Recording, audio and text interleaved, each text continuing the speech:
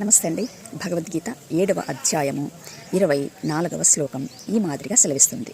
నన్ను సంపూర్ణముగా ఎరుగని మందబుద్ధులు దేవాది దేవుడనైన నేను తొలుత నిరాకారుడయ్యుండి ఇప్పుడు ఈ రూపమునకు వచ్చాను అని భావిస్తారు.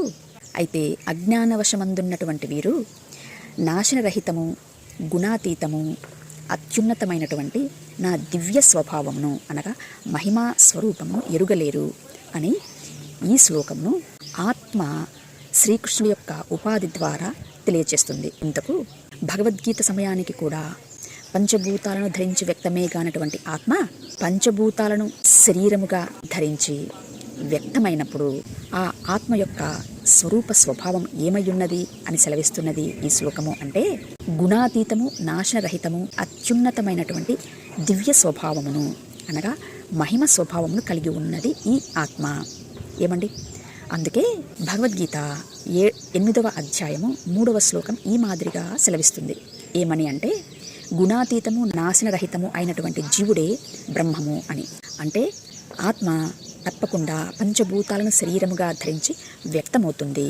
అలా వ్యక్తమైనటువంటి ఆత్మ పంచభూతాలకు నిర్ణయించినటువంటి మృత్యువుకు మృత్యువై, మృతులలో నుండి మహిమకు పునరుద్ధానమై శాశ్వతమైనటువంటి అత్యున్నతమైనటువంటి మహిమా స్వరూపమును కలిగి ఉంటుంది.